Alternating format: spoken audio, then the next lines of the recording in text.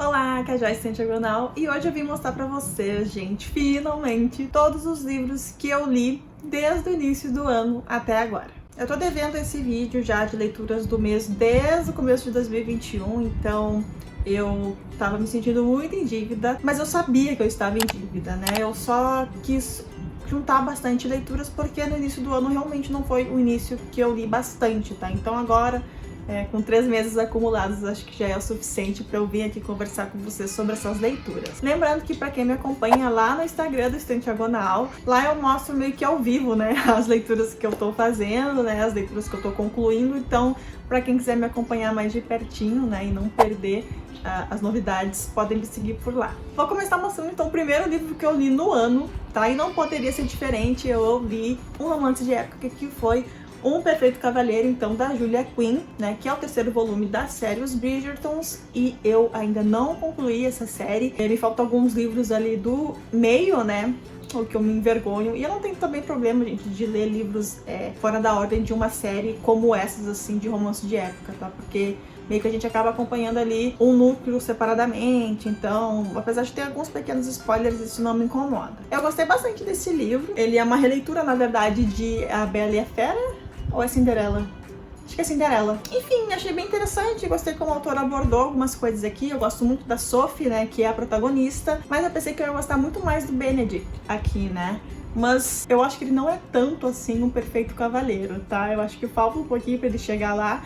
Vamos ver se daqui a uns anos ele chega, mas achei bem interessante. E agora, conhecendo a história, né, dele, né, e da Sophie, eu quero saber como é que isso vai acontecer na série, se é que vão abordar. Espero muito que sim. Pra quem já viu a série, sabe que tem algumas coisas ali diferentes acontecendo com ele. Vamos ver, né? Gostei bastante. O outro livro, na verdade, é uma graphic novel que eu li, foi Laura Odin Vive Terminando Comigo. Também já fiz uma resenha aqui no canal. Vou deixar o link aqui nos cards pra quem quiser conferir. Então ali eu falo mais sobre esse quadrinho aqui, mas na verdade a gente tem aqui então um romance sáfico, né? E aqui vai falar muito sobre amizade, sobre relacionamento tóxico. A autora vai trazer muita diversidade aqui, então eu gostei muito da forma como essa história foi abordada. Não é à toa que é ganhadora de um dos principais prêmios aqui do mundo dos quadrinhos, tá? A arte também é belíssima, então eu recomendo bastante mesmo. E saiu pela editora Intrínseca aqui no Brasil. Depois eu peguei 2 quadrinhos da Darkside pra ler, né? 2 quadrinhos, na verdade, são livros infantis, tá?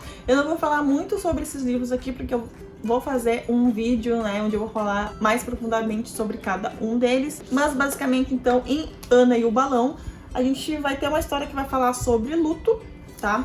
É um livro bem legal para falar sobre luto com crianças. A arte é bem interessante também. E o outro e esse aqui sim, é um livro infantil, gente, mas se você ler, você aí do outro lado, vai ser um soco no estômago, tá? Então, esse aqui, naquele estilo de aquele livro infantil que viralizou, do Neil Schuss, não, né? Gente, calma. Shell, não vou saber. Que é A Parte Que Falta, que é aquele livro que viralizou num vídeo que a Jujut fez, né? E esse aqui é muito nessa pegada, tá, gente? Ele conversa muito bem com as crianças, mas a mensagem principal vai ser passada para os adultos, tá? E muito resumidamente, isso aqui vai falar sobre a vida e sobre os nossos medos, quanto a gente se subestima, e eu não vou falar mais nada, tá? Em breve vai sair um vídeo sobre esse quadrinho aqui, e ali eu vou conseguir conversar um pouco mais sobre ele. Um outro quadrinho que eu li foi do incrível Chaboté, então, que é o Henri Désiré Landro, ou só Landro. Esse aqui é um quadrinho um pouco diferente, então, que eu li do Chaboté, onde a gente vai ter realmente uma história com bastante diálogo, sabe? O que é bem diferente, né, do Chaboté, pelo menos dos outros livros que eu li. Aqui a gente vai ter, então, é como se fosse uma adaptação da vida desse cara aqui, que é o Landro, que foi um serial killer muito conhecido. E aqui a história ela é contada a partir do começo do julgamento dele, tá? Depois que ele é pego. Então a gente vai ver como ele vai desenvolvendo tudo, técnica dele de abordagem para roubar em sua maioria mulheres, tá? Então ele dava muitos golpes, era meio que ali o modo que ele trabalhava. Só que diferente da vida real, aqui o Chaboté ele faz um final um pouco diferente, ele surpreende um pouco, eu gostei bastante. Eu já fiz a resenha desse quadrinho no site e eu acho que muito em breve vai sair também no Instagram, tá? Eu sei que tem gente que prefere ler através do Instagram, então vai sair por lá também. Depois, né, gente, eu li esse incrível, meio que um dos pais aí da distopia, que é 1984, do George Orwell. Eu li em leitura coletiva, então com um grupo que eu tenho para fazer várias leituras coletivas, então foi muito legal. Que livro incrível, sabe? O quanto é legal a gente fazer esse tipo de leitura em conjunto, assim, e conseguir debater e viver o como cada pessoa tem uma perspectiva diferente, principalmente sobre o final aqui, que ele tem, o autor, ele dá uma brecha para tu interpretar como que isso funciona. Aqui é uma história incrível, tá, gente? A gente tem um mundo onde todas as pessoas são observadas, inclusive o nome Big Brother do reality show, ele é inspirado nesse livro aqui. Um dos slogans, né, desse mundo aqui é o grande irmão está de olho em você. Então é realmente um mundo onde tem câmeras em tudo, todas as pessoas são observadas, as pessoas não são livres para nada. E aqui a gente vai acompanhar então um personagem que meio que começa a despertar, e daí o motivo a gente vai tentar entender ao longo da leitura para não aceitar mais isso. Na verdade ele não aceita, né, mas aqui ele começa a ter alguns atos rebeldes, né, então a gente vai acompanhar ele se envolvendo com outra pessoa que também pensa mais ou menos parecido, mas nem tudo são flores, né, então ele meio que vai ser pego por esse sistema. E, gente, é muito incrível as discussões que são levantadas aqui sobre sociedade, política. O George Orwell escreveu esse livro aqui numa época bem emblemática, né, da nossa história, né? Aqui, inclusive, ele, nessa mini biografia que ele conta aqui do George Orwell, fala que o livro ele foi visto como uma fantasia de horror quase cômica, dirigido contra o comunismo da hoje extinta União Soviética, na época sob o tacão de Stalin e seu partido único e inquestionável. Então ele faz duras críticas aqui a esse tipo de governo. Interessante também mencionar que meio que o George Orwell não viu o sucesso dessa obra, né? Porque ele foi lançado 2 meses antes dele falecer. Então eu acho muito louco a gente pensar que hoje, né, em 2021, a gente ainda debate sobre esse livro ainda conversa muito com a nossa sociedade, enquanto a gente continua ao longo dos anos lutando, né, pelos nossos direitos, contra o totalitarismo.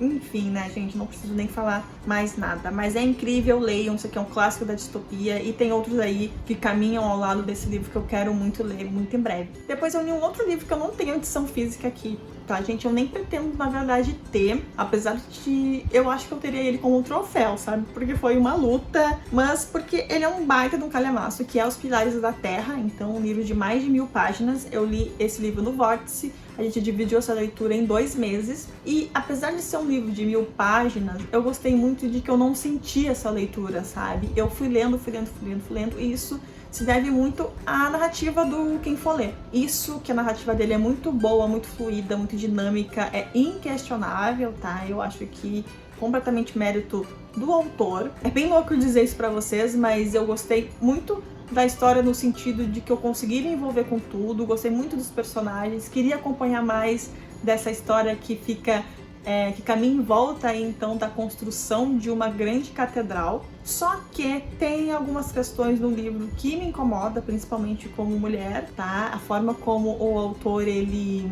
trata as personagens femininas da história me incomoda em alguns momentos, apesar de ele dar um certo destaque para elas. Mas enfim, como a gente leu no Vórtice esse livro, é um livro que ele é amplamente discutido, tá, gente? Então a gente disseca realmente, né, a história, e sempre é questionado algumas coisas. No fim eu acabei dando nota 3 ou 4, eu não vou me lembrar, eu vou deixar aqui caso eu me recorde. Quero ler mais coisas do Ken Follett, mas eu não sei se eu vou continuar nessa série dele, dos Pilares da Terra. Mas assim, eu recomendo bastante que vocês conheçam a narrativa do Ken Follett, sabe? Isso é inquestionável, a narrativa dele é realmente muito boa. Fiquei muito envolvida, eu queria muito continuar na história e lendo. A conclusão que eu cheguei é que é um livro muito bom, eu gostei muito de conhecer, tenho várias ressalvas em relação à história, mas no fim foi uma experiência positiva. Depois eu peguei pra ler, então, agora não tá mais na ordem, tá, gente? Tentei fazer aqui no início na ordem, mas agora eu vou pegar meio que aleatório. Eu li então O Tempo em Marte, tá, do Philip K. Dick. Esse aqui é um livro que ficou bastante tempo fora do catálogo e agora a editora Aleph fez uma nova edição. Eu acho que eu comentei sobre isso no meu último book haul, no book haul de janeiro. E esse aqui é uma história onde a gente vai falar muito sobre autismo e esquizofrenia, tá, gente? Mas eu não curti muito a forma que esses assuntos foram tratados, eu não entendi muito o tipo de crítica que o autor quis fazer dentro dessa história. Eu acho que ele traz algumas opiniões um pouco pouco capacitistas em relação, né, ao tema. Também vai ter algumas falas bem preconceituosas aqui. A gente vai ter um personagem aqui que ele é bem preconceituoso com o povo de Marte, que é os Blix, na verdade. Eu acho que é assim que se fala, os Blix, tá?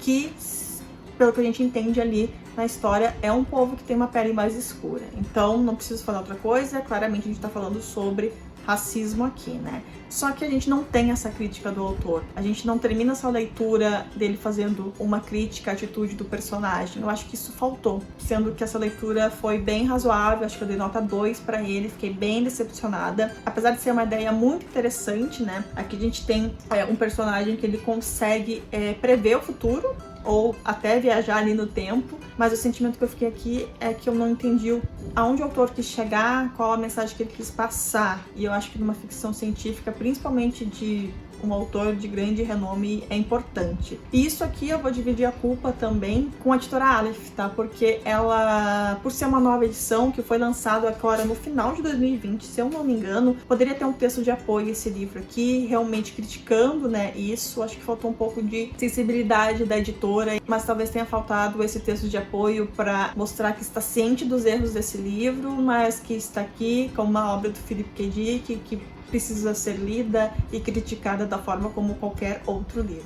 Li também esse quadrinho assim que chegou, eu já li, que é Fran, da Juliana Fiorese, tá? Esse aqui é o terceiro livro que eu leio dela, o terceiro que eu apoio no Catarse. Esse aqui tem uma pegada muito de Os Outros, ou do Sexto Sentido. Pra quem já assistiu esses filmes sabe meio que qual é o plot que tem nessas histórias, mas aqui a gente vai ter duas personagens meio que em foco. A narrativa ela vai ser dividida entre presente e passado, e essas duas personagens elas vão interagir de alguma maneira. Tá aí a grande brincadeira da história. Gostei bastante. Em termos de história, não me surpreendi por eu ter essa bagagem, então, desses outros filmes. Eu meio que imaginei, né, o desfecho. Mas eu acho que é uma boa porta de entrada para quem quer conhecer as histórias da Juliana Fiorese, sabe? Eu já li outro dela, que é Lenora, né? Que é uma adaptação que ela fez de um conto do Edgar Allan Poe. E o outro que eu li é Clara Carcosa. Para mim é o melhor trabalho dela até agora. Também é o mais longo, então eu acho que ela teve mais tempo de trabalhar a história e por isso que acabou sendo o meu preferido, mas gosto dos três, sabe? Gosto dos três bastante. E a ilustração, a arte dela é incrível, né, gente? Depois eu peguei para ler, então, Todas as Peças da Profecia, da Mila Cassins. Esse aqui é um livro de uma autora nacional, é um livro de fantasia, então, mais numa pegada jovem adulta. E o interessante de falar também é que esse livro, ele conta que é uma reverência às principais histórias de fantasia dos últimos anos. Então é bem interessante eu contar pra vocês que enquanto eu lia, eu conseguia pescar muitas das referências, assim, que provavelmente a Mila ela se inspirou pra escrever. Mas a principal, a latente ali, que tava constantemente junto, era Harry Potter. Inclusive, um dos personagens, eles vão mencionar Harry Potter aqui, não falando Harry Potter, né, realmente, mas eles vão comentar, um bruxinho de um filme, de um livro aí e tal. Então eu gostei bastante. Eu gostei muito da história que ela criou, do universo que ela criou, das hierarquias entre as pessoas mágicas aqui, entre magos, ocultistas, bruxas, naturalistas, enfim. É bem amplo, assim, tudo que ela criou, é fácil de entender, é fácil de se envolver. Aqui a gente vai ter duas personagens muito interessantes aqui, que é a Úrsula e a Mai. Eu vou até mostrar pra vocês, ó, veio junto com o livro esses dois cardzinhos. Essa aqui é a protagonista, e em outro núcleo a gente vai conhecer a Úrsula, que é uma personagem bem interessante, tá? Ganhei também um marcadorzinho. Essa ursa aqui também tem um papel muito importante nessa história, mas eu gostei bastante desse livro, gostei bastante como ela conseguiu separar a história, assim, basicamente 3 atos, sabe? E no final como tudo isso se une. Gente, achei bem legal mesmo. Vai sair a resenha desse livro muito em breve, espero que vocês gostem também. Outro livro que eu li também foi Daisy Jones and the Six. Finalmente eu li esse livro aqui, não me decepcionei.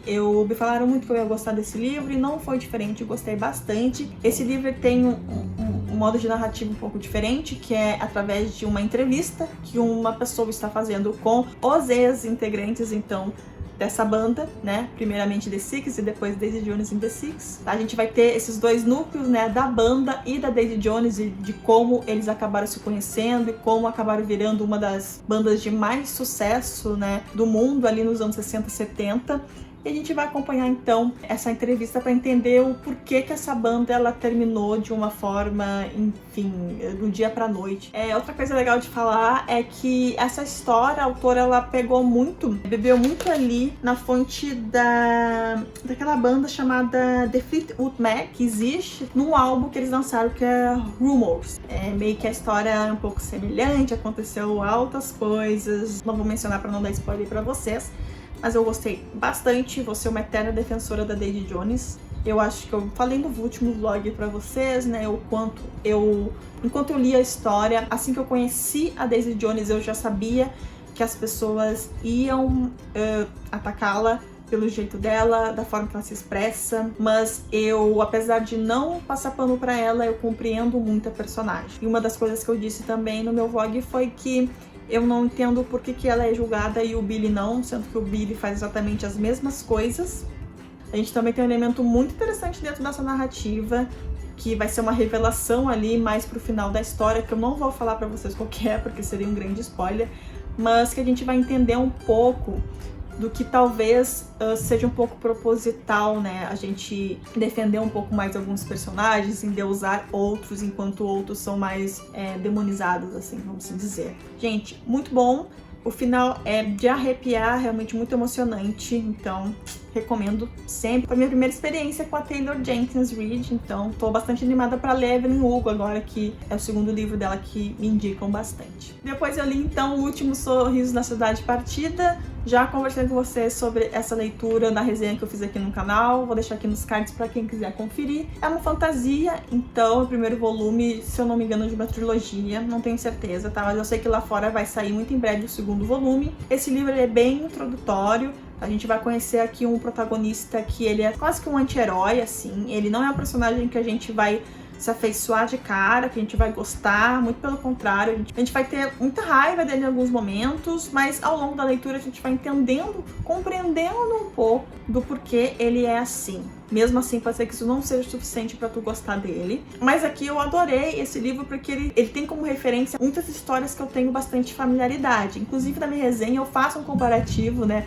das criaturas que existem aqui com um jogo que eu jogo há anos, que é World of Warcraft, tá? Ou WoW, né, pros mais íntimos. E tem muitas criaturas que tem dentro do WoW ali que eu consegui ler esse livro imaginando a personificação daqueles personagens com essa imagem que eu já tinha na cabeça. Então acabou sendo bem mais fácil de eu imaginar algumas cenas, alguns personagens, e como alguns personagens eles estavam ali se deteriorando por causa da falta de magia, o que na expansão de hoje em dia do World of Warcraft está acontecendo ali, né, com a ânima, né, que não tem em alguns continentes novos. Então eu achei bem interessante, é um livro de estreia, então isso também é interessante de pontuar. Para um livro de estreia, eu acho que o autor ele teve muito êxito, assim, sabe? Ele me deixou muito curiosa para eu ler os próximos livros dessa série, então eu acho que aí ele já ganha pontos. Um outro livro que eu li foi um quadrinho, então, da Graphic MSP, né, da Turma da Mônica, que foi Arvorada, né, que é essa história do Chico Bento, do Orlandelli. A primeira coisa que eu quero falar pra vocês é essa arte incrível do Orlandelli, tá, gente? Eu não conhecia ele, mas, sério, é muito linda mesmo. Eu quero mostrar pra vocês uma bem bonita. Olha que legal.